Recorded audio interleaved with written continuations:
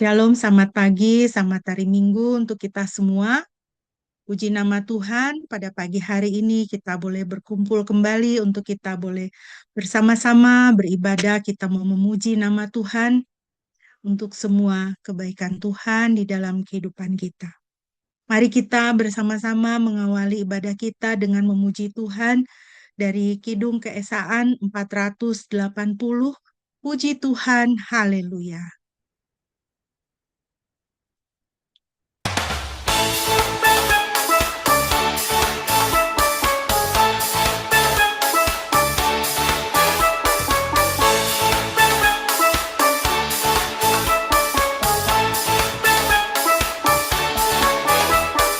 Puji Tuhan, haleluya. Puji Tuhan, haleluya. Kini dan selamanya. Amin. Puji Tuhan, haleluya. Puji Tuhan, haleluya. Kini dan selamanya. Amin.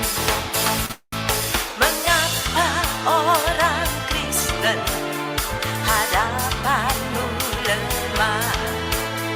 Tuhanmu berkuasa di atas dunia. Oh, puji Tuhan, haleluya. Puji Tuhan, haleluya. Kini dan selamanya. Amin.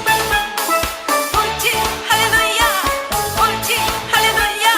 Puji haleluya. Puji Tuhan, haleluya. Puji Tuhan, haleluya. Kini dan selamanya. Amin. Segala sesuatu ditanggung Tuhanmu. Mengapa lagi takut? Percayalah teguh. Oh ya, puji Tuhan, haleluya. Puji Tuhan, haleluya. Kini dan selamanya.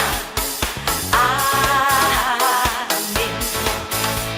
Ikutilah Rajamu yang bangkit dan menang.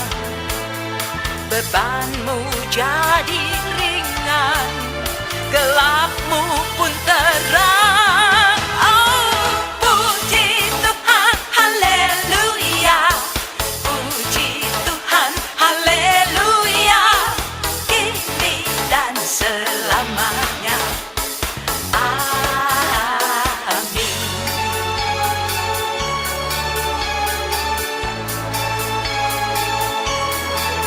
Pujilah Tuhan, hai segala bangsa. Megahkanlah Dia, hai segala suku bangsa. Terpujilah Tuhan dari selama-lamanya sampai selama-lamanya.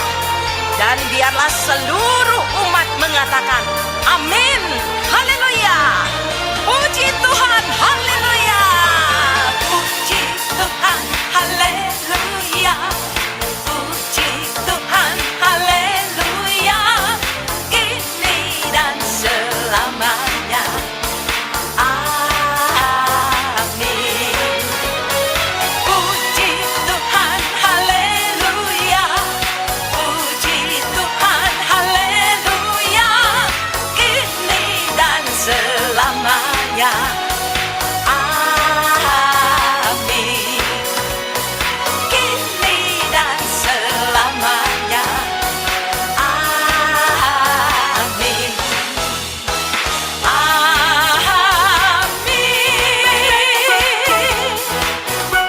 Haleluya, haleluya, haleluya. Haleluya, terpujilah nama Tuhan. Mari kita mengarahkan hati, kita akan mentabiskan ibadah pada pagi hari ini. Jemaat yang dikasihi Tuhan, ibadah kita pada pagi hari ini hanya boleh jadi di dalam nama Tuhan Tritunggal yang Kudus, Bapa, Putra, dan Roh Kudus. Kasih karunia-Nya menyertai kita sekalian. Haleluya.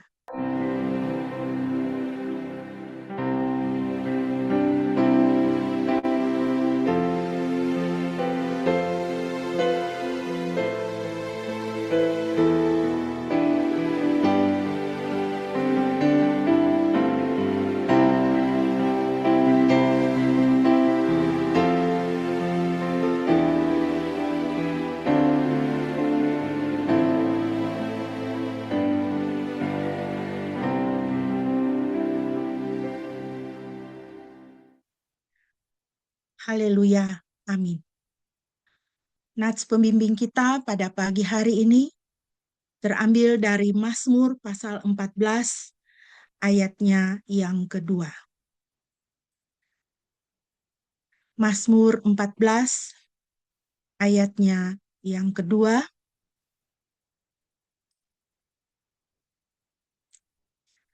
Demikianlah firman Tuhan. Yahweh memandang ke bawah dari surga kepada anak-anak manusia untuk melihat apakah ada orang bijaksana yang mencari Elohim. Puji nama Tuhan. Kekasih-kekasih Tuhan, kiranya kita boleh mengingat akan firman Tuhan ini, bahwa Tuhan dari surga memandang ke bumi, memandang kepada anak-anak manusia, melihat kepada saudara dan saya. Tuhan melihat saudara. God sees you. Tuhan melihat saudara. Tuhan melihat Anda dan saya. Dan Tuhan melihat, Tuhan mau mencari apakah kita mencari Dia. Tuhan mau melihat di dalam hidup kita apakah kita mencari Dia. Di dalam bagian yang lain, di dalam versi yang lain dikatakan Tuhan memandang dari surga dan Dia mencari. Dia mau melihat apakah ada iman di bumi. Apakah ada iman di dalam hati kita kepada Tuhan? Di dalam situasi kehidupan kita. Apapun yang kita sedang alami, apakah kita mencari Tuhan? Apakah kita berusaha untuk kita mau lebih dekat lagi dengan Tuhan? Menjaga persekutuan kita dengan Tuhan. Marilah kita menjadi seperti yang dikatakan oleh firman Tuhan ini, orang-orang yang bijaksana. Orang-orang yang bijaksana adalah orang-orang yang mencari Tuhan. Orang-orang yang bijaksana adalah orang-orang yang menaruh iman percayanya kepada Tuhan di dalam kehidupannya. Mari kita membaca selengkapnya Mazmur pasal 14. Kita mau bermazmur bagi Tuhan dari Mazmur pasal 14. Dan saya minta Korason bisa memimpin pembacaan bagi kita. Kita boleh mengikuti dari tempat kita masing-masing Mazmur pasal 14.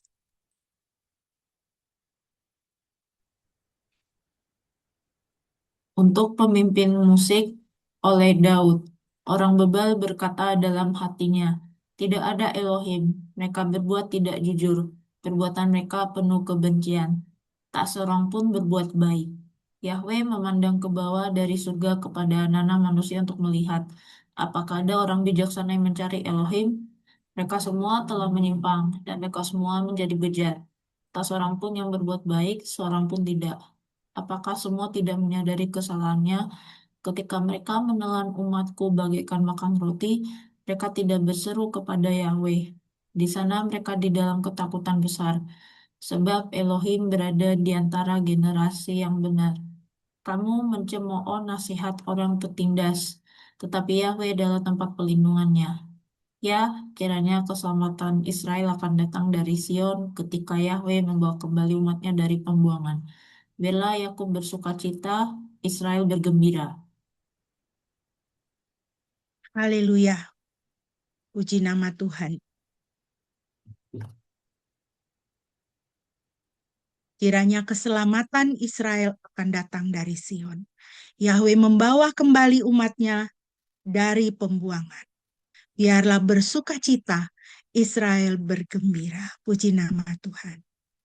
Biarlah sukacita senantiasa ada di dalam kehidupan kita, karena Tuhan selalu ada bersama dengan kita. Kita akan merenungkan firman Tuhan. Mari kita kembali memuji Tuhan untuk mempersiapkan diri. Kita naikkan pujian bejanamu.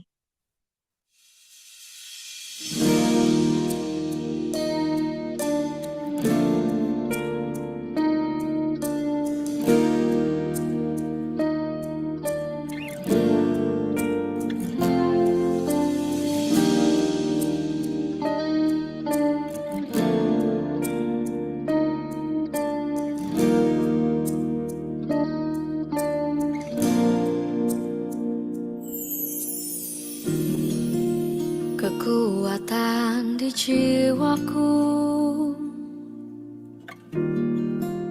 ketenangan batinku, ada dalam hadirat-Mu, ku menyembah-Mu.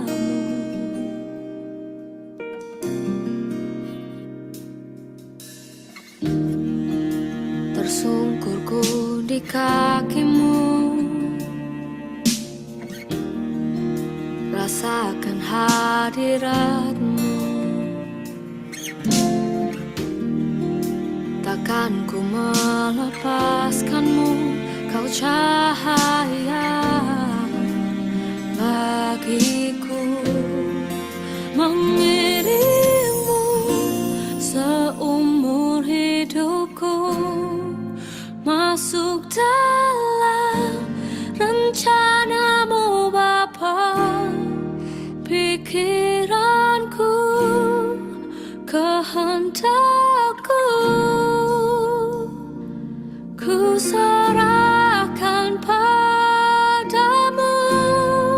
Harapanku hanya di dalam-Mu, ku kan teguh bersama-Mu Tuhan. Jadikanku bejana-Mu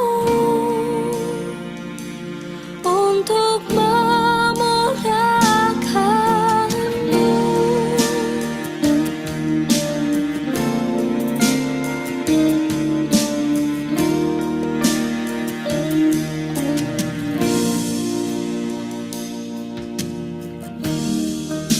Tersungkurku di kaki-Mu,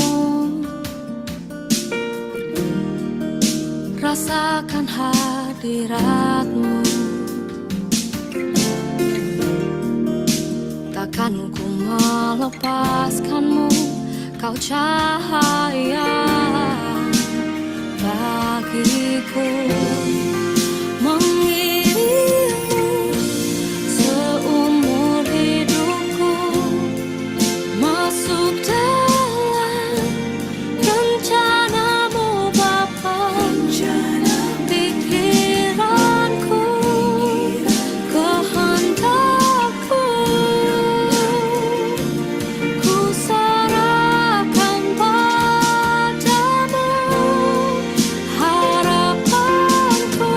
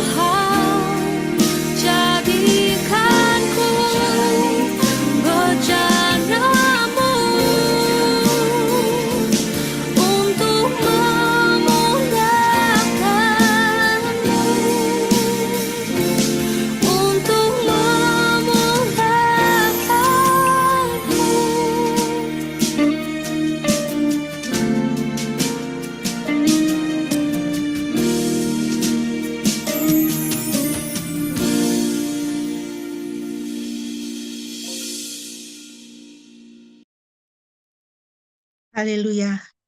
Biarlah kita menyerahkan diri kepada Tuhan untuk dibentuk oleh Tuhan dan menjadi bejana, menjadi saluran berkat, menjadi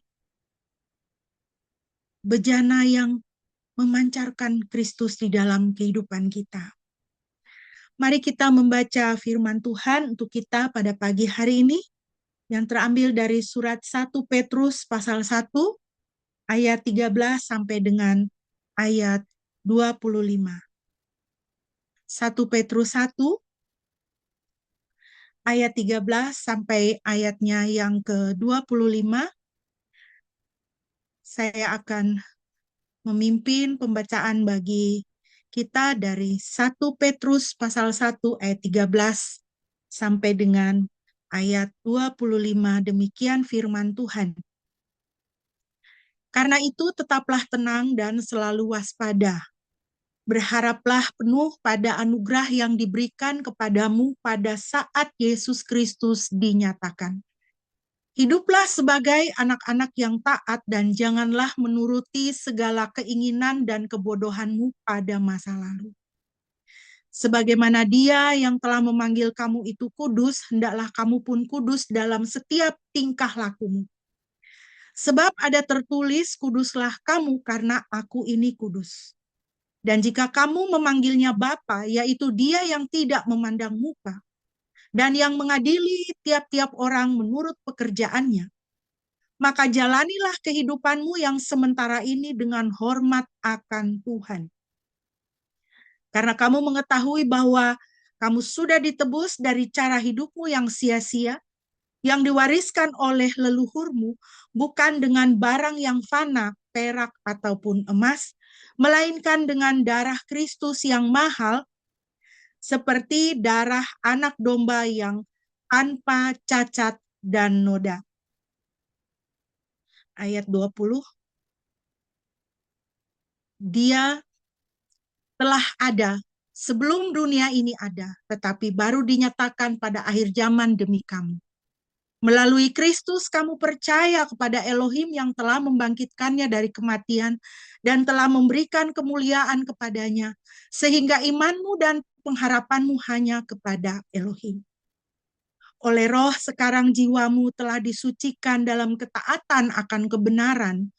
Karena itu dengan kasih persaudaraan yang tulus yang keluar dari hati yang murni, kasihilah sungguh-sungguh seorang akan yang lain.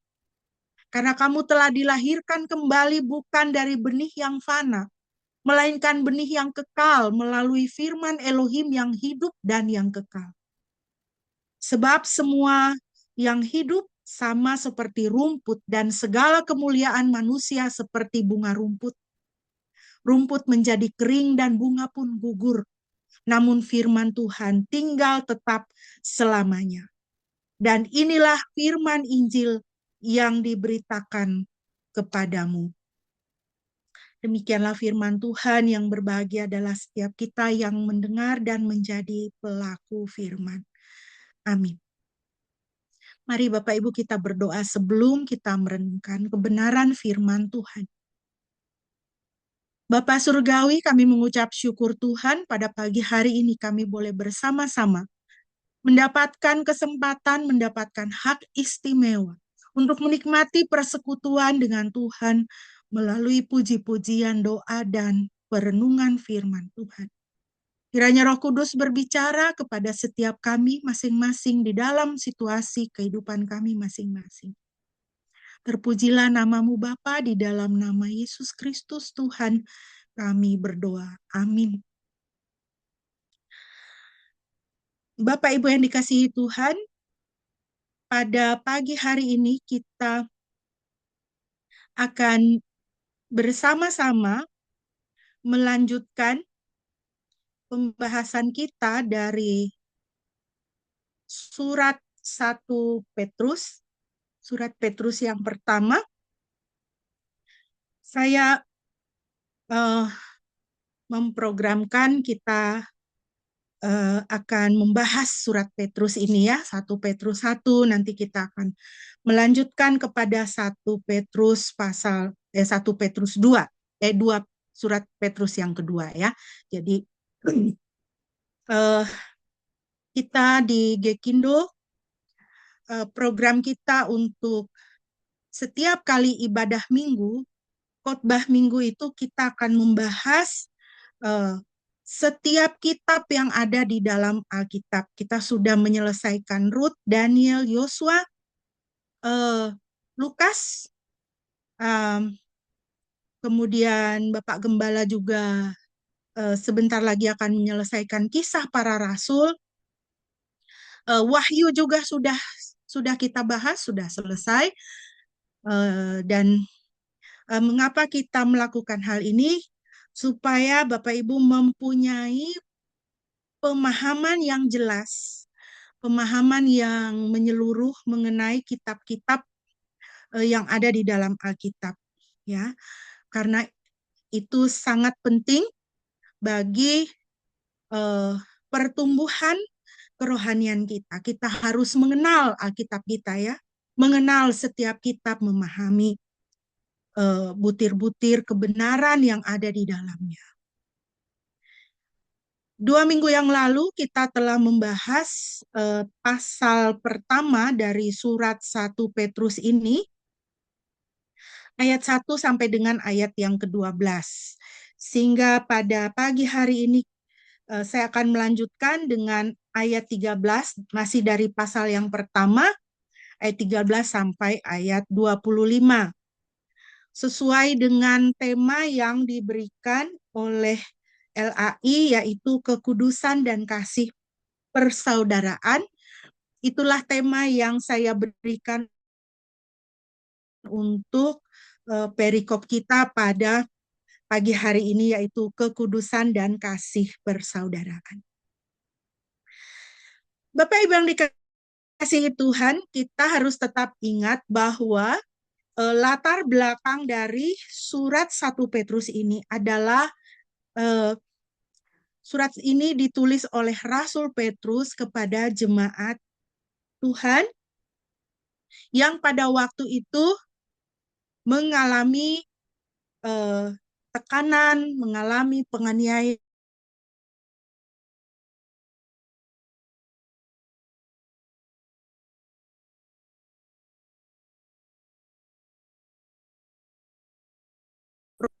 dan jemaat Tuhan pada waktu itu juga mengalami, jadi bukan hanya dari pemerintah yang mempersekusi mereka pada waktu itu, tetapi mereka juga mengalami persekusi, mengalami penganiayaan, mengalami kebencian dari keluarga mereka karena mereka menjadi pengikut Kristus.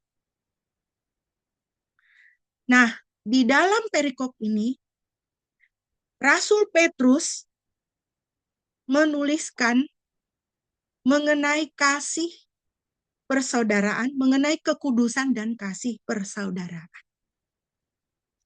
Kekudusan dan kasih persaudaraan adalah selayaknya cara hidup jemaat, terutama di saat kesesakan. Jadi saudara, ketika kita mengalami kesesakan di dalam kehidupan kita, apakah itu masalah pekerjaan, masalah keluarga, hubungan, ya, ada konflik relasi, ya, seperti yang dialami oleh jemaat pada waktu itu, apa yang harus kita lakukan sebagai jemaat Tuhan? Apa yang harus kita lakukan sebagai pengikut-pengikut Kristus? Justru di saat-saat seperti itulah kita harus semakin menumbuhkan kekudusan dan kasih persaudaraan. Ketika kita mengalami kesesakan, justru kita harus semakin menguduskan diri, semakin menjaga hidup yang bersih, dan semakin menunjukkan kasih persaudaraan kita kepada sesama. Semakin mempunyai hati yang terbuka kepada sesama dan mau menolong. Ketika saudara disakiti, justru di situ saudara harus semakin menunjukkan kasih. semakin mengucapkan bahasa kasih. Jangan kemudian menjadi sakit hati lalu mengundurkan diri, lalu menutup diri. Tidak, tetapi justru harus semakin berbahasa kasih. Harus berbuat kasih, harus menunjukkan kebaikan. Itulah yang diingatkan oleh Rasul Petrus pada waktu itu kepada jemaat Tuhan. Bapak Ibu yang dikasihi Tuhan, bagian pertama adalah ayat 13 sampai ayat 21. Prinsip yang pertama berdasarkan ayat 13 sampai 21, Tuhan menghendaki kekudusan kita. F.B. Meyer mengatakan seruan untuk hidup kudus didorong dan diperkuat oleh adanya kesadaran mahalnya penebusan kita dan akan pengharapan besar yang terbuka di hadapan kita. Kalau Tuhan menghendaki kekudusan kita, itu harus ada di dalam benak kita, kesadaran kita bahwa harga penebusan kita itu mahal. Kita ditebus bukan dengan barang fana, bukan dengan emas perak, tetapi darah Kristus. Darah Kristus dicurahkan untuk saudara dan saya. Supaya saudara dan saya bisa dilepaskan, bisa dibebaskan dari hidup kenajisan, dari hidup yang kotor, supaya saudara dan saya bisa hidup kudus di hadapan Tuhan. Karena Tuhan kita, Tuhan yang kita sembah itu Tuhan yang kudus. Seruan untuk hidup kudus juga didorong dan diperkuat oleh karena apa? Adanya pengharapan besar yang terbuka di hadapan kita. Pengharapan besar yang terbuka di hadapan kita, kita ingat ya di ayat 1 sampai dengan ayat 12. Di situ kita lihat ada pengharapan besar apa? Bahwa kita akan dijemput oleh Tuhan Yesus untuk bersama-sama dengan Dia di dalam kekekalan. Pengharapan besar terbuka di hadapan kita bahwa hidup kekal itu pada akhirnya akan disempurnakan ketika kita bersama-sama dengan Kristus, dengan Tuhan di surga. Aku pergi untuk menyiapkan tempat bagimu, Tuhan Yesus katakan. Supaya aku akan kembali. Dan kamu bersama-sama dengan aku. Dan aku bersama-sama dengan kamu. Orang percaya menantikan hari itu. Itulah yang mendatangkan semangat. Itulah yang mendatangkan sukacita di dalam kehidupan kita di dalam dunia ini. Selanjutnya, F.B. Meyer mengatakan, kita harus berjaga-jaga agar keinginan hati kita tidak terarah kepada hal-hal yang terlarang atau ternoda oleh lumpur di jalanan. Kita harus kudus sebagaimana Tuhan itu kudus, dan ini dapat terrealisasi hanya bila kita mengizinkan Tuhan dengan Roh Kudus-Nya untuk mencurahkan dirinya kepada natur kita. Saudara, kita masih hidup di dalam dunia yang sudah jatuh ke dalam dosa ini. Terlalu banyak orang yang berdosa. Saudara dan saya juga adalah orang berdosa. Tetapi kita adalah orang-orang berdosa yang sudah menerima tebusan dari Tuhan. Jadi, kita masih akan berhadapan dengan dosa, dengan pencobaan, dengan keinginan daging, dengan orang-orang berdosa yang dipakai oleh si jahat, yang berusaha untuk merampas damai sejahtera saudara, yang berusaha untuk menyeret saudara juga untuk jatuh ke dalam dosa, untuk berbuat dosa. Ya. Jadi, Kita harus mengizinkan Tuhan dengan Roh Kudus-Nya untuk mencurahkan dirinya kepada natur kita. Kita harus bekerja sama dengan Roh Kudus. Supaya di dalam dunia yang sudah jatuh ke dalam dosa ini, kita tetap bisa berkata tidak kepada dosa. Orang-orang tebusan Tuhan, orang-orang yang bekerja sama dengan Roh Kudus, bisa tidak berbuat dosa. Bisa.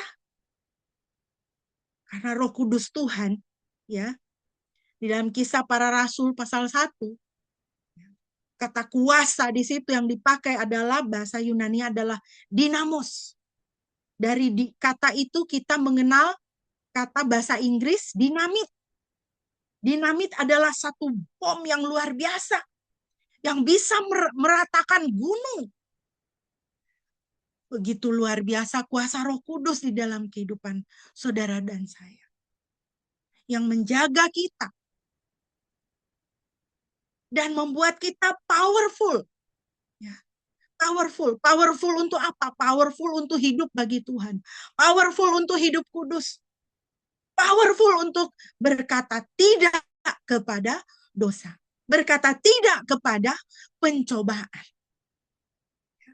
Berkata tidak kepada tawaran-tawaran dunia yang menjauhkan kita daripada Tuhan. Jadi, kekasih-kekasih Tuhan, ini prinsip yang sangat penting yang diajarkan oleh firman Tuhan kepada kita. Bahwa manusia tidak dapat menobatkan manusia lain menjadi orang kudus. Tidak bisa. Gereja tidak punya kemampuan dan tidak punya kewenangan, tidak punya kuasa untuk menobatkan manusia lain menjadi orang kudus. Tidak bisa. Walaupun orang itu semasa hidupnya begitu dalam tanda petik sucinya, ya. Teladan hidupnya begitu mengharukan, begitu luar biasa. Pengorbanan-pengorbanan yang dia lakukan di dalam kehidupannya sebagai anak Tuhan, begitu luar biasanya dia lakukan. Tetapi manusia, gereja, tidak dapat menobatkan manusia lain menjadi orang kudus. Hanya Tuhan yang dapat melakukannya. Karena Dia adalah yang Maha Kudus. Siapakah orang-orang kudus? Orang-orang kudus adalah orang-orang yang sudah dibasuh oleh darah Kristus. Ya, ingat di dalam 1 Petrus 1 ayat yang kedua, di situ Petrus berkata, menyapa kepada jemaat, saya bacakan. Ya.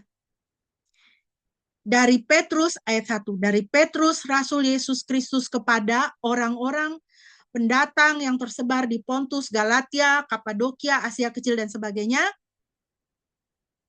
yang dikuduskan oleh Roh supaya taat kepada Yesus Kristus dan menerima percikan darahnya. Kita adalah orang-orang yang sudah menerima percikan darah Kristus. Gereja, siapakah gereja?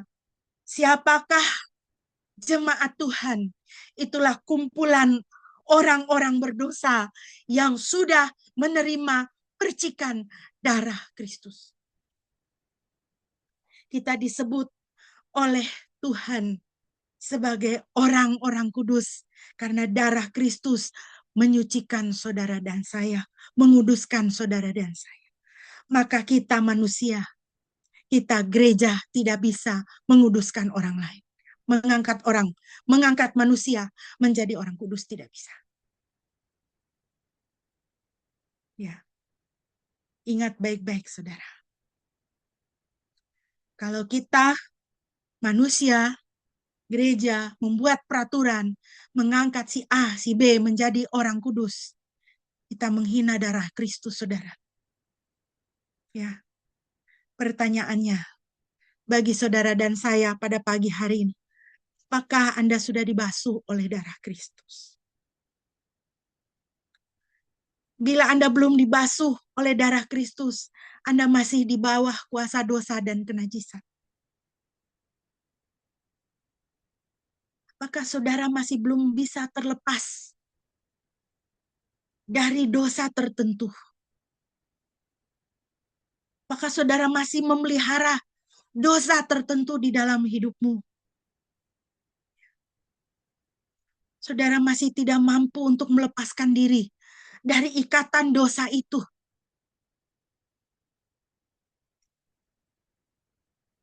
Dosa kepahitan, dosa kekhawatiran, dosa tawar hati, dosa kecanduan, dosa penolakan. Saudara, dosa membuat Anda tidak kudus di hadapan Tuhan. Dosa membuat Anda najis di hadapan Tuhan. Kalau mulut saudara masih terkunci untuk mengucapkan berkat kepada orang lain, mulut saudara masih terkunci untuk mengampuni orang lain, saudara masih di bawah kuasa dosa. Saudara perlu darah Kristus. Pagi hari ini, saudara, Tuhan mengundangmu untuk menerima pengudusan melalui darah Kristus. Saudara bisa berdoa di dalam hati. Saat ini saudara bisa doa. Katakan, Tuhan Yesus, basuhlah saya perlu Engkau Tuhan. Tolong saya. Saya mau lepas dari dosa ini yang membelenggu saya, yang membuat saya tidak kudus di hadapan-Mu. Basuhlah saya dengan darah-Mu ya Yesus Kristus. Maka Tuhan, saya berdoa pada pagi hari ini, saat ini, Tuhan menjamah saudara dan memulihkan saudara. Menguduskan saudara. Saudara, mari kita melihat ayat 13. Saya suka terjemahan atau versi yang dipakai oleh terjemahan baru, Alkitab terjemahan baru, di situ dipakai siapkan akal budimu. Siapkan akal budimu. Di dalam King James Version dipakai kata gird up the loins of your mind. Artinya, siapkan dirimu untuk segera bertindak. Siapkan your mind. Siapkan akal budimu. Siapkan pikiranmu. Kalau di IMB itu tetaplah tenang dan waspada. Ya, itu menyangkut apa? Mind, ya, pikiran. Pikiran kita, mind kita, ya, harus disiapkan untuk bisa apa? Bertindak menghadapi tantangan yang muncul. Jadi, kalau ada orang atau situasi yang membuat Anda kecewa atau marah, pikiran kita itu harus didisiplinkan. Jangan kita langsung bereaksi, gitu, ya kan? Kalau ada orang yang mengecewakan kita, kita langsung bereaksi, kita marah, ya kan? Kalau ada berita buruk, kita langsung bereaksi, kita cemas. Ya. Kalau roh kecemasan itu begitu kuat, akhirnya nanti akan bisa apa? Mempengaruhi tubuh kita. Begitu cemasnya kita, lalu kita itu asam lambungnya naik, gitu.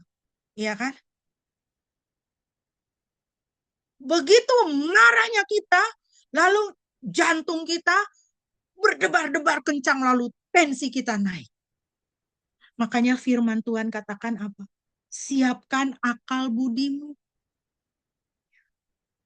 Supaya apa? Ketika ada tantangan yang muncul, pikiran kamu tuh fokus. Fokus. tidak cepat bereaksi. Jangan cepat mendidih, ya. Dan siapkan akal budimu itu juga berarti gird up the loins of your minds, itu juga berarti menghilangkan distraksi mental. Hal-hal yang bisa mengalihkan, ya, mental kita, yaitu pikiran-pikiran yang tidak disiplin, itu harus dihilangkan. Kita yang hidup pada zaman teknologi canggih, kita itu gampang sekali mengalami distraksi mental. Distraksi mental yang banyak mengancam dan mengganggu kita adalah apa? Media sosial. Ya kan? Kita tidak bisa lepas dari gadget. Kita mengikuti setiap perkembangan yang ada, yang diberitakan di dalam media sosial. Bagaimana saudara tahu bahwa saudara mengalami distraksi mental? Coba. Tahan nggak saudara baca Alkitab 30 menit? Baru baca 5 menit udah ngantuk.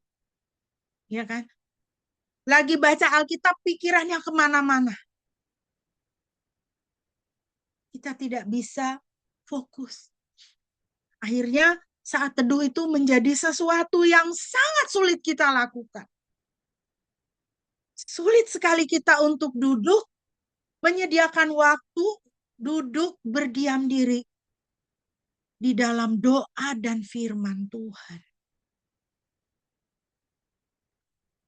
Bagaimana kita mau menjalankan hidup kekudusan kita kalau kita banyak terdistraksi dengan dunia ini? Sehingga kita tidak mengarahkan akal budi kita kepada firman. Kemudian saudara ayat 14. Ayat 14, 1 Petrus pasal 1 ayat 14. Saya ringkaskan di situ, jangan menuruti hawa nafsu. Kalau saudara mau hidup, menjalankan, mengeksersis hidup kekudusan saudara. Ya, firman Tuhan mengatakan jangan menuruti hawa nafsu. Tantangan untuk kita hidup kudus adalah pikiran yang tidak didisiplinkan dan hidup menuruti hawa nafsu. Sekarang ini banyak kita lihat, ya, kalau kasus-kasus kejahatan itu karena apa? Orang mengikuti hawa nafsu. Orang mengikuti hawa nafsu. Baru tadi pagi, ya, saya membaca sebuah berita seorang anak SMA bernama Thomas. Dia begitu pintar. Dia mau melanjutkan perguruan tinggi melalui jalur beasiswa prestasi. Dia sudah yatim piatu, bapak ibunya sudah tidak ada. Dia cuma tinggal bersama kakaknya bernama Hana. Dia punya teman, punya sepatu Crocs harga 1,3 juta. Dia pinjam. Sepatu itu hilang. Dan dia berusaha untuk bertanggung jawab. Dia beli yang KW harga 300.000. Hasilnya apa, saudara? 4 orang temannya mengeroyok dia sampai mati.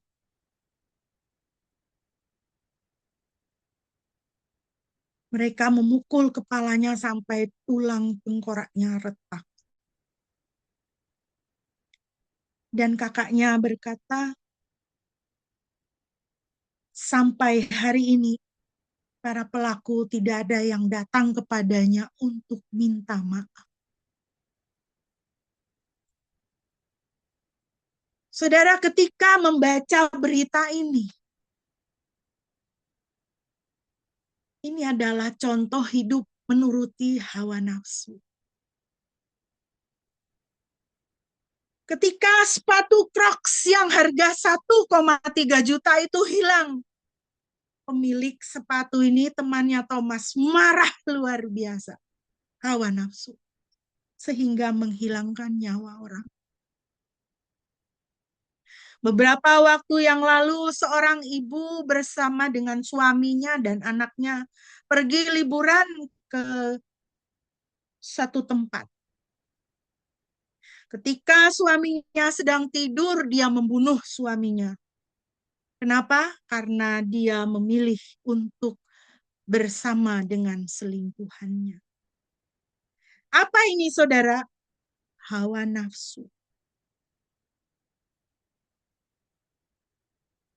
Ketika kita membaca banyak kasus korupsi, banyak orang ditangkap. Apa ini, saudara? Hawa nafsu. Hawa nafsu itu tidak cukup. Walaupun saudara punya uang banyak, mobil berjejer di garasi, uang bisa untuk kasih makan keturunan sampai 7 turunan, tidak akan jatuh miskin. Saudara tetap korupsi, itu namanya hawa nafsu. Ketika kita masih terikat dengan hawa nafsu, kita menuruti hawa nafsu, saudara tidak bisa hidup kudus. Tidak bisa.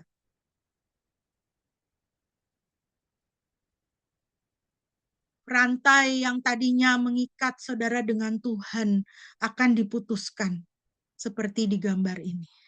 Dan saudara berpaling dari Tuhan mengikuti tawaran dunia ini. Mari kita lihat ayat 15 sampai 16. Firman Tuhan katakan apa? Hiduplah kudus karena Tuhan itu kudus. Kita menyembah Tuhan yang kudus. Dosa adalah penghalang Anda bersekutu dengannya. Kalau berkat masih jauh dari hidupmu, ya, dan engkau masih merasa miserable, pertolongan Tuhan sepertinya tidak terasa, tidak saudara lihat. Mari kita evaluasi diri dan hidup kita, saudara. Apakah masih ada dosa yang kita pelihara? Firman Tuhan katakan, sesungguhnya tanganku tidak kurang panjang. Tangan Tuhan tidak kurang panjang untuk menyelamatkan kita. Tetapi apa yang menghalangi kita dari pertolongan Tuhan adalah dosa yang masih kita pelihara.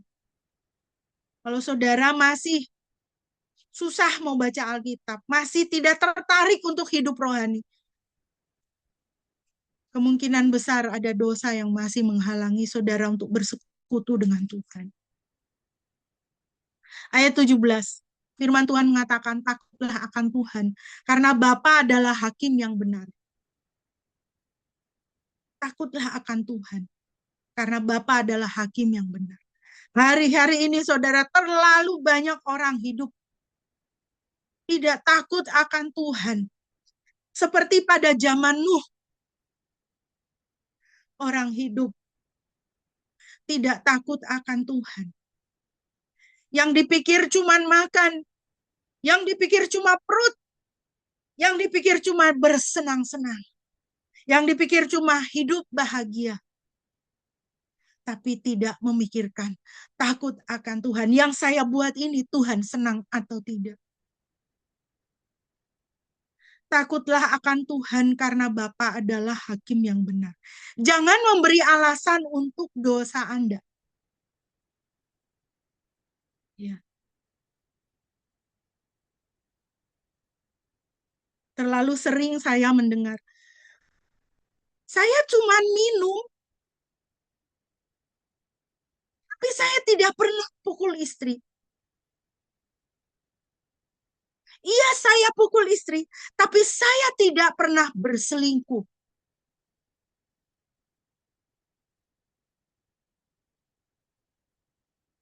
Saudara tidak bisa begitu.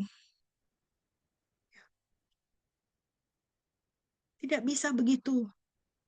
Jangan memberi alasan untuk dosa kita. Ya, di tempat di kampung halaman saya itu, di tenda duka orang mabuk, di pesta kawin orang mabuk. Pagi-pagi jam 6 orang duduk di bawah pohon mabuk. Malam-malam jam 8 duduk di bawah pohon mabuk.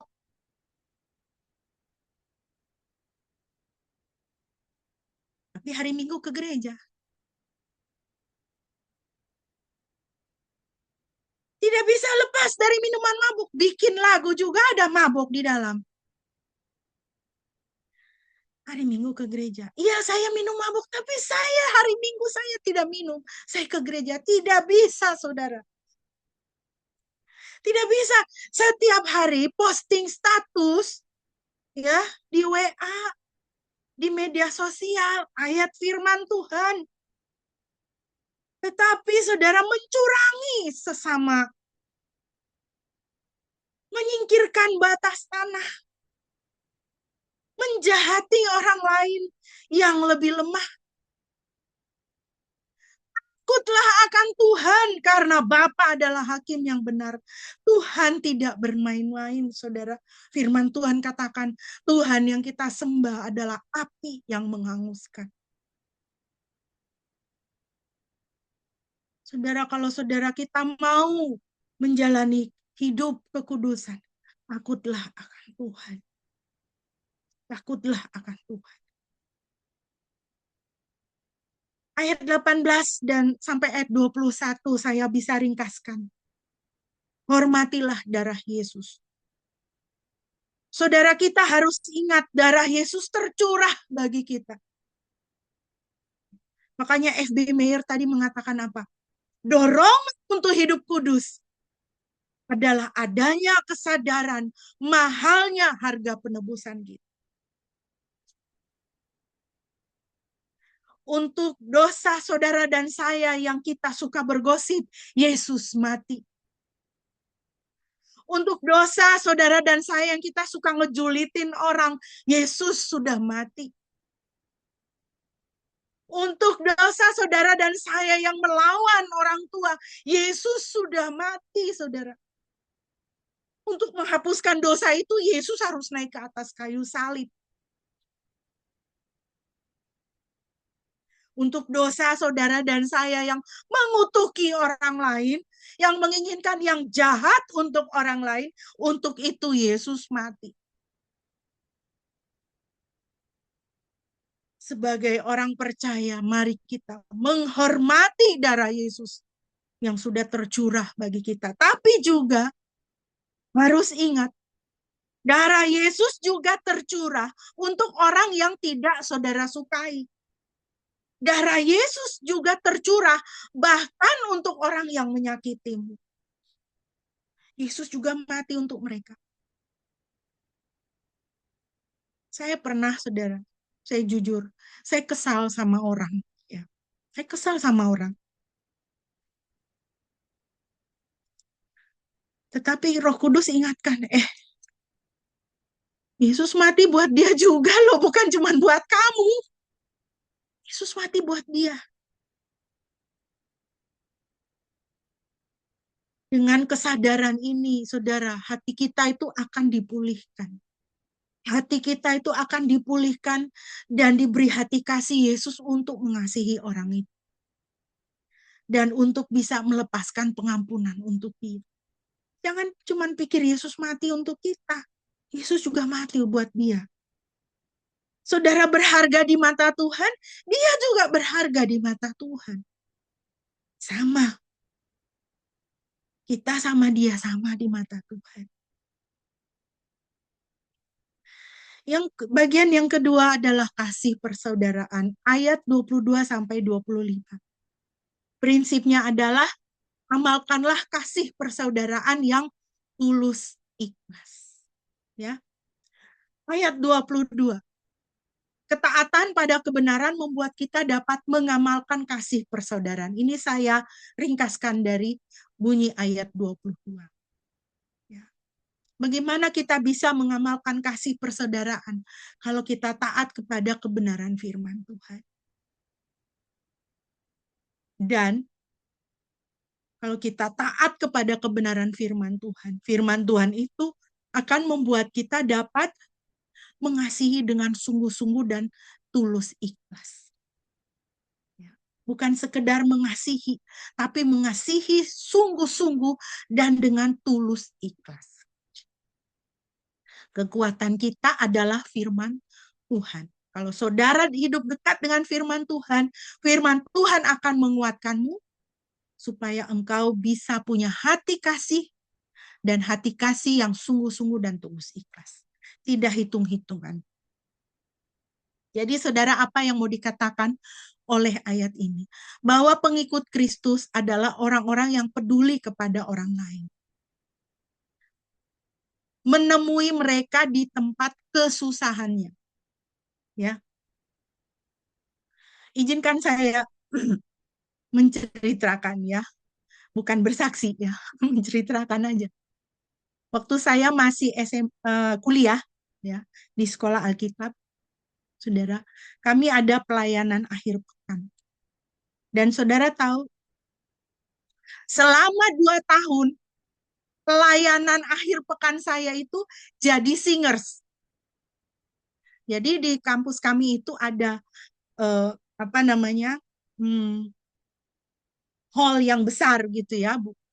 Kita mau bilang gereja juga. Pokoknya convention hall gitu ya, ruang pertemuan yang sangat besar. Setiap hari Minggu dibuka, siapa yang mau beribadah minggu, apakah wisatawan atau siapapun, mahasiswa, staf, tamu, dan siapapun yang mau beribadah di situ, silakan datang. Jadi ada tim pelayanan kampus, dan saya masuk di tim musik. Tim musik, dan selama 2 tahun, saya dengan beberapa orang teman, dengan kakak-kakak tingkat juga, ya, pelayanan, kalau kakak-kakak tingkat itu mereka biasanya jadi WL. Kita yang ada di tingkat ini jadi singersnya, backing vokal, dan selama 2 tahun. Teman-teman yang lain itu ke desa gitu ya kan, PI, apa namanya, persekutuan mahasiswa gitu ya kan, di kampus-kampus, kayak gitu-gitu. Pokoknya luar biasa lah mereka. Wah, hebat-hebat.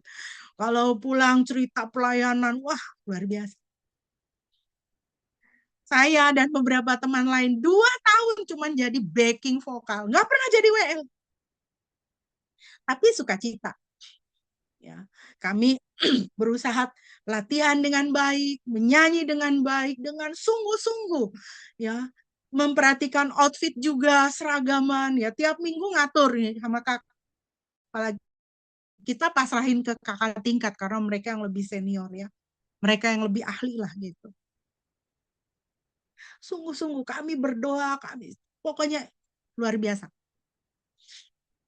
Suatu hari ada orang yang bilang begini, "Lah, itu tim musik itu kan cuman artis. Artis aja di situ." Aduh, itu kita waktu itu ya saudara, sakit hati banget gitu ya. Sakit hati. Ikut tega sih ngomong kayak gitu. Kita pelayanan ini kan sungguh-sungguh ya. Jadi akhirnya kakak-kakak tingkat ini yang WL-WL ini kemudian, ya mungkin kita salah juga, terlalu ini gitu ya, terlalu hebat gitu. Ngatur seragam lah apa begitu. Kita usahakan setiap minggu tuh seragamnya beda gitu loh. Beda-beda gitu. Tapi itu lahir dari ketulusan melayani Tuhan. Tapi orang lain melihat dan orang bilang, ah itu kan mereka cuma ngartis gitu. Akhirnya kakak-kakak tingkat mengatur bagaimana kalau kita lebih sederhana, kita jadikan evaluasi aja gitu. 2 tahun jadi singer, jadi backing vokal. Saya tidak menyesal, saudara. Itu pelayanan yang apa ya? Ya Tuhan tahu kami sungguh-sungguh mempersiapkannya dan kami sungguh-sungguh dengan hati yang tulus melayani Tuhan. Tetapi saudara, harus saya akui, ya, beda beda sama orang yang dia pergi pelayanan, dia ke penjara, ke rumah sakit, ke rumah duka. Kita bisa mengundang orang untuk datang ke tempat kita dan kita berbagi sukacita supaya dia juga ada sukacita. Bagi saya pelayanan singers waktu itu adalah ya kami mengundang orang untuk datang ke tempat kita, kan gitu, untuk beribadah di tempat kita. Kita bawa mereka puji-pujian, menyembah Tuhan. Bisa dikatakan untuk sesaat ketika mereka ada di dalam rumah Tuhan, hati mereka yang sedih mungkin atau yang putus asa itu bisa diobati. Tetapi beda, saudara, sama orang kalau pergi ke penjara, pergi ke rumah sakit, pergi ke yatim piatu. Saya pernah pelayanan di yatim piatu, saya bawa anak saya masih kecil-kecil waktu itu untuk mendidik mereka. Kalau kita bawa orang ke rumah kita, kita kasih makan, itu di zona nyaman kita, ya kan? Memang kita melayani juga, gitu. Nggak ada salahnya.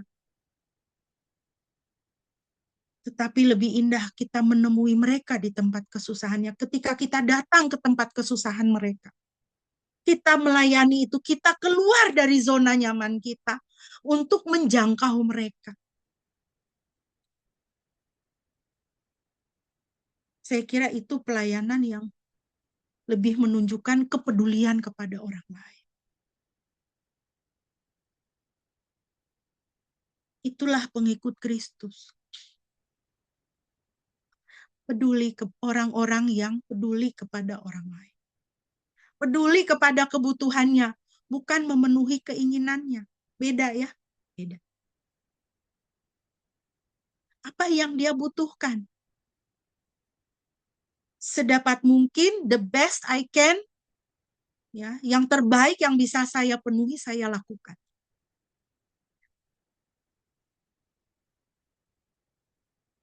Saya pernah kedatangan orang yang mau pinjam uang. Dan untuk satu kasus, anaknya masuk penjara karena berkelahi sama orang dan dia mau, kasarnya mau sogok hakim. Anaknya di penjara 3 bulan saja. Tapi dia mau sogok hakim supaya anaknya segera dikeluarkan.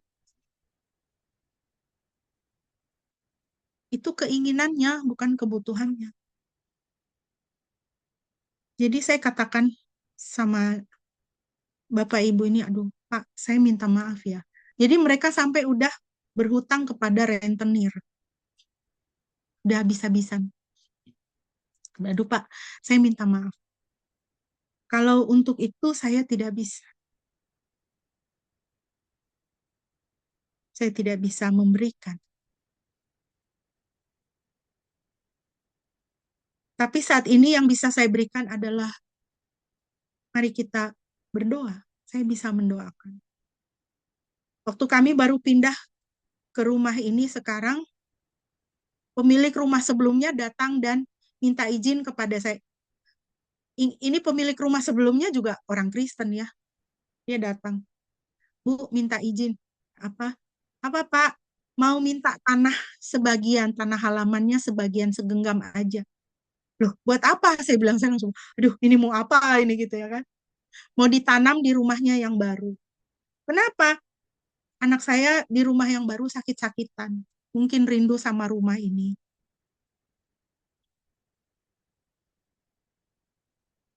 Saya bilang,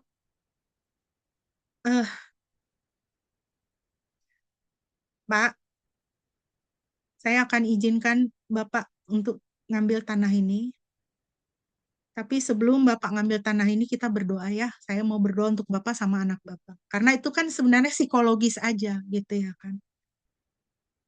Karena mereka menjual rumah ini dan pindah ke rumah yang lebih sempit, lingkungan yang sama sekali tidak nyaman.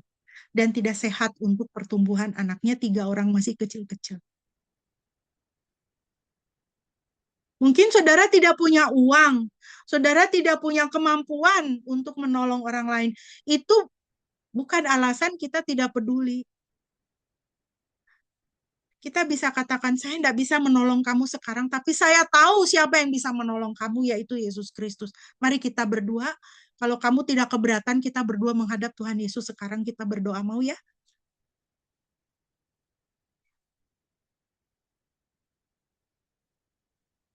Dengan demikian kita mengamalkan kasih persaudaraan yang sungguh-sungguh dan tulus ikhlas.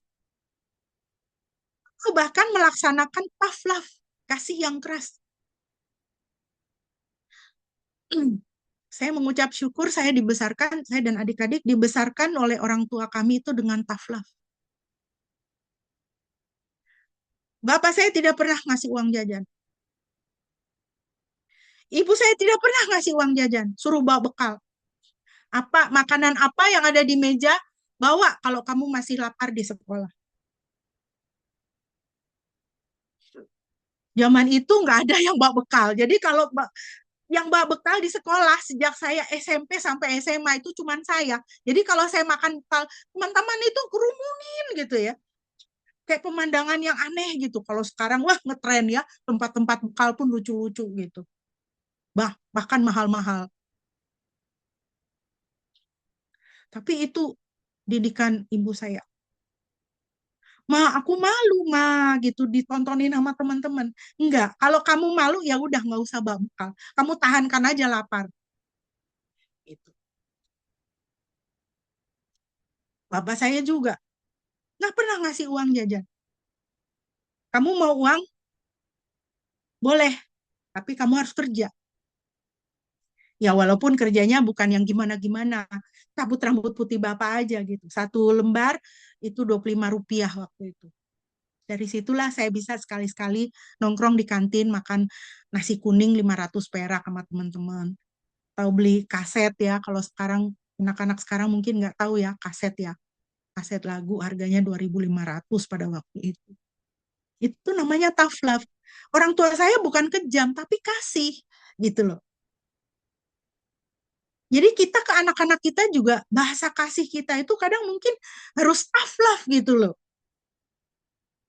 Karena kita mau yang baik supaya dia jadi baik gitu. Ya memang saya praktekkan juga sama anak-anak saya gitu kan sampai mereka kuliah itu setiap hari saya kasih bekal. Di kampusnya kampus mereka menyediakan kartu kupon untuk anak-anak yang tidak mampu sehingga mereka bisa makan. Jadi saya waktu baca beritanya itu dan dengan kupon itu bisa makan di warung-warung di sekitar kampus itu. Beli sembako gitu. Kampus itu warung-warung makan bekerja sama dengan kampusnya. Jadi saya ketawa, saya bilang sama anak saya, oh kalian nggak pernah dapat ini kupon makan? Ya iyalah, tiap hari bawa bekal dilihat sama dosen ini makan bekal mulu, nggak usah dikasih kupon makan.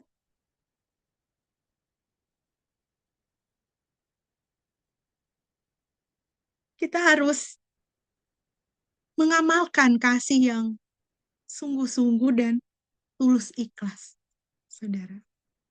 Itu adalah kepedulian kita. Dengan kasih itu, dengan melaksanakan kasih yang seperti itu, hidup orang itu akan lebih baik, ya kan? Akan menjadi lebih baik daripada sebelumnya. Saya selalu ingat almarhum bapak mertua saya pernah bilang, kalau orang menghadap kamu, dia itu susah. Lalu setelah bertemu kamu, dia itu menjadi lebih susah, mending gak usah ketemu kamu deh. Itu saya ingat terus. Artinya Kalau orang itu susah, dia ketemu sama kita. Setidaknya setelah ketemu sama kita, dia itu bisa tersenyum. Dia menjadi sedikit lebih baik, gak usah banyak-banyak, sedikit pun lebih baik dari sebelumnya. Itulah jadi berkat. Itu namanya jadi berkat. Kalau kita mengasihi dengan sungguh-sungguh dan tulus ikhlas, maka kita akan bisa mengubah hidup orang dan memberkati dia. Yang terakhir ayat 23 sampai 25. Firman Tuhan mengingatkan kita, ingatlah identitas kita sebagai orang-orang yang telah dilahirkan kembali oleh Tuhan yang kekal. Berarti nilai-nilai dan perilaku kita harus sesuai dengan firman Tuhan. Kenapa nilai-nilai hidup kita dan perilaku kita sebagai orang Kristen masih banyak saudara yang belum sesuai dengan firman Tuhan? Karena kita tidak ingat identitas kita sebagai orang-orang yang telah dilahirkan kembali oleh Tuhan yang kekal. Ya. Harus ingat identitas kita. Saya orang tebusan Tuhan. Maka saya harus berjalan sesuai dengan fakta itu. Dengan identitas itu. Ya. Mari kita coba praktekkan ini. Ya. Setiap hari. Ini saya rangkumkan. Saya ambil dari bukunya Neil T. Armstrong, Living Free in Christ. Tapi semua ini ada ayatnya di dalam firman Tuhan. Silakan saudara nanti cari sendiri ya, supaya saudara baca Alkitab. Setiap hari, saudara ingatkan kepada dirimu sendiri, identitasmu di dalam Kristus. Saya sudah diterima Tuhan. Saya anak Tuhan, saya sahabat Kristus, saya sudah dibenarkan. Oleh darah Kristus saya sudah dikuduskan. Saya tidak dapat dipisahkan dari kasih Tuhan. Saya warga negara surga. Saya dapat memperoleh kasih karunia pada masa kesesakan. Saya signifikan atau saya itu penting bagi Tuhan. Saya garam dan terang dunia. Saya adalah cabang dari pokok anggur yang benar. Saya telah dipilih dan ditunjuk untuk menghasilkan buah. Saya adalah saksi Kristus. Saya adalah bait Roh Kudus dan seterusnya. Ya. Ketika saudara rasa berat, saudara ucapkan. Saudara rasa susah, saudara ucapkan. Ya.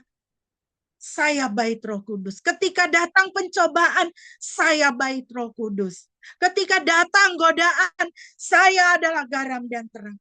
Jika saudara memperkatakan ini, saudara, ya, itu roh dan jiwamu itu akan mengatur tubuhmu sedemikian supaya engkau bisa menjadi pelaku firman, supaya engkau bisa tetap hidup kudus dan mengamalkan kasih persaudaraan.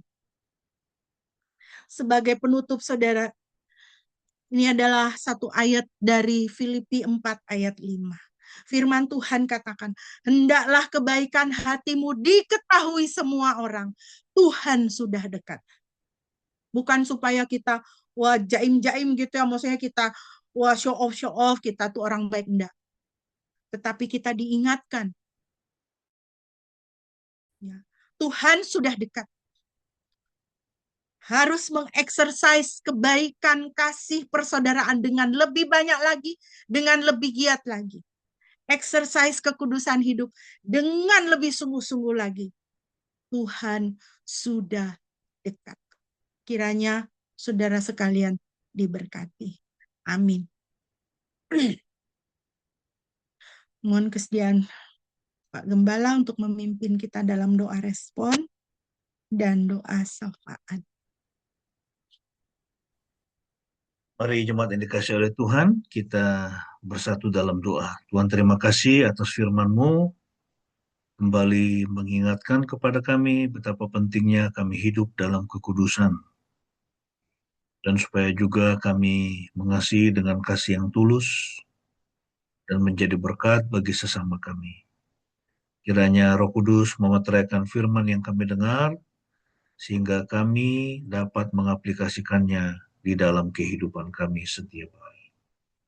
Saat ini kami mau menyerahkan untuk setiap saudara kami yang sedang mengalami kelemahan tubuh.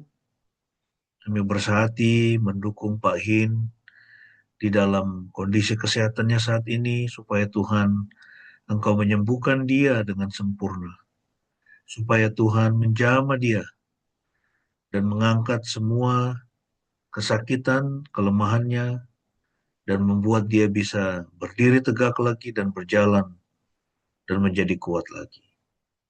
Kami serahkan Pak Hin ke dalam tangan-Mu, Ibu Metan, dan semua anak-anak.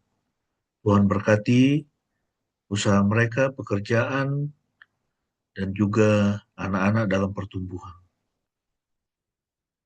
Engkau melawat mereka hari ini ya Bapak. Kami juga teringat untuk Papa dari Mas Dion, di dalam kelemahan tubuhnya juga, Tuhan lawatlah dia. Tuhan Engkau menjamah dia saat ini, mengangkat semua kesakitannya, penderitaannya, dan secara khusus supaya tubuh jiwa rohnya dikuduskan dengan darah Tuhan Yesus Kristus. Sehingga dia tetap memandang kepada Tuhan dan mengalami sukacita yang melimpah yang diberikan oleh Roh Kudus, yang melampaui segala akal dan pikiran itu. Kami serahkan kekasih-kekasih kami ini ke dalam tangan-Mu Tuhan. Kiranya Engkau menyatakan belas kasihan-Mu dan juga kesembuhan bagi mereka berdua. Kami juga teringat bagi bangsa kami Tuhan yang mengalami gejolak, mengalami krisis ekonomi, harga-harga yang naik, BBM yang naik, banyak masyarakat yang mengalami kesulitan untuk memenuhi kebutuhan mereka. Kami memohonkan Tuhan memberkati pemerintah kami, supaya mereka diberikan kebijaksanaan untuk melakukan yang terbaik, sehingga ekonomi bangsa kami boleh dipulihkan. Berkati pemerintah kami Tuhan, berkati tim ekonomi agar mereka dapat mengeksekusi kebijakan-kebijakan yang terbaik bagi pemulihan ekonomi bangsa kami. Dan secara khusus kami berdoa supaya orang-orang yang mengalami kesulitan, baik untuk mendapatkan pekerjaan dan juga penghasilan, Tuhan kiranya membuka jalan, supaya di negara kami ini sebanyak mungkin lapangan pekerjaan baru boleh dibuka, boleh diciptakan, sehingga kesejahteraan boleh hadir bagi setiap rakyat Indonesia. Kami berdoa untuk gereja Tuhan di seluruh dunia dan di Indonesia, supaya gerejamu teringat untuk berbagi, supaya mereka juga menggencarkan pelayanan diakonia, untuk menolong orang-orang yang mengalami kesulitan yang ada di sekitar mereka. Kau berkati gereja Tuhan di seluruh dunia.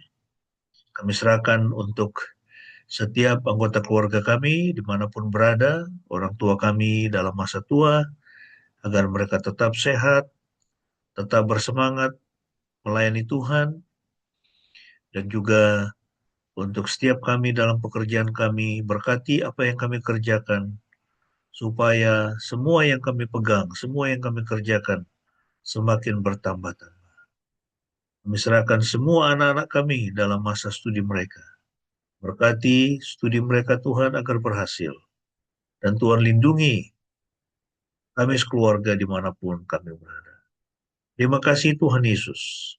Kami alaskan doa ini dengan doa Bapa kami, sebagaimana yang Tuhan Yesus sudah ajarkan kepada kami. Mari kita naikkan bersama-sama. Bapa kami yang di surga, dikuduskanlah namamu, datanglah kerajaanmu, jadilah kehendak-Mu di bumi seperti di surga. Berikanlah kami pada hari ini makanan kami yang secukupnya, dan ampunilah kami akan kesalahan kami, seperti kami juga mengampuni orang yang bersalah kepada kami. Dan janganlah membawa kami ke dalam pencobaan, tetapi lepaskanlah kami daripada yang jahat.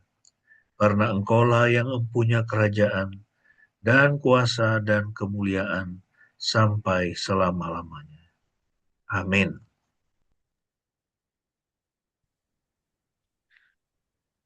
Jemaat yang dikasihi Tuhan, mari kita bersama-sama mengucapkan pengakuan iman kita bersama dengan gereja sepanjang segala masa dan segala abad. Mari kita menyuarakan pengakuan iman kita.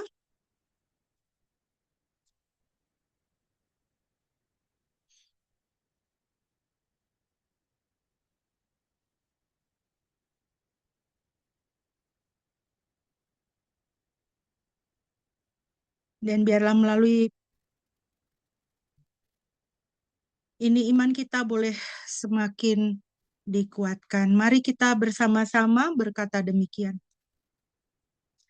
Aku percaya kepada Elohim, Bapa yang Maha Kuasa, Khalik langit dan bumi, dan kepada Yesus Kristus, anaknya yang tunggal Tuhan kita, yang dikandung dari Roh Kudus, lahir dari anak darah Maria, yang menderita sengsara di bawah pemerintahan Pontius Pilatus, disalibkan, mati dan dikuburkan, turun ke dalam kerajaan maut. Pada hari yang ketiga bangkit pula dari antara orang mati, naik ke sorga, duduk di sebelah kanan Elohim, Bapa yang Maha Kuasa. Dan dari sana ia akan datang untuk menghakimi orang yang hidup dan yang mati. Ku percaya kepada Roh Kudus, gereja yang kudus dan persekutuan orang kudus, pengampunan dosa, kebangkitan tubuh, dan hidup yang kekal. Amin. Sebelum kita akan mengakhiri ibadah kita, mari kita sekali lagi menaikkan pujian dari Kidung Keesaan 544, Ya Tuhan bimbing aku.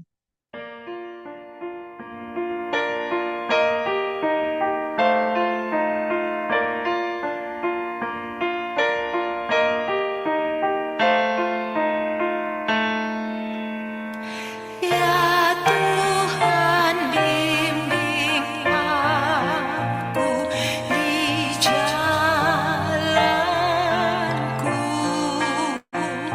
sehingga ku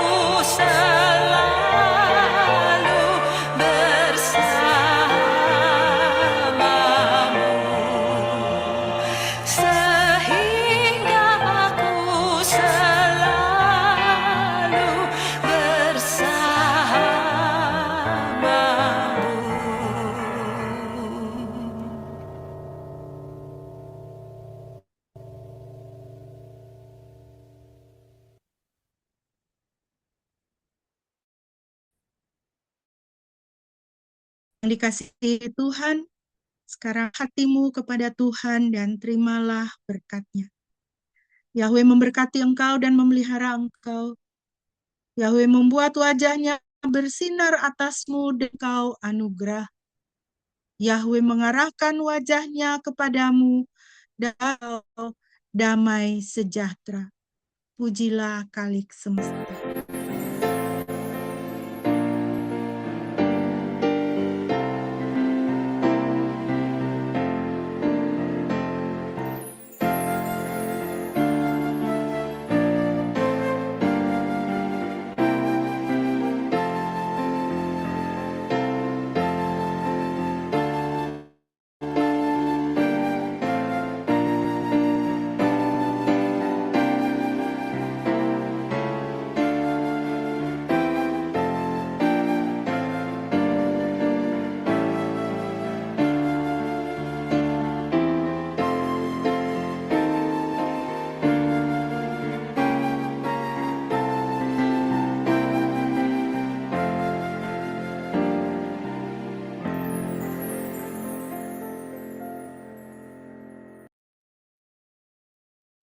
Amin. Mari kita bersaat teduh.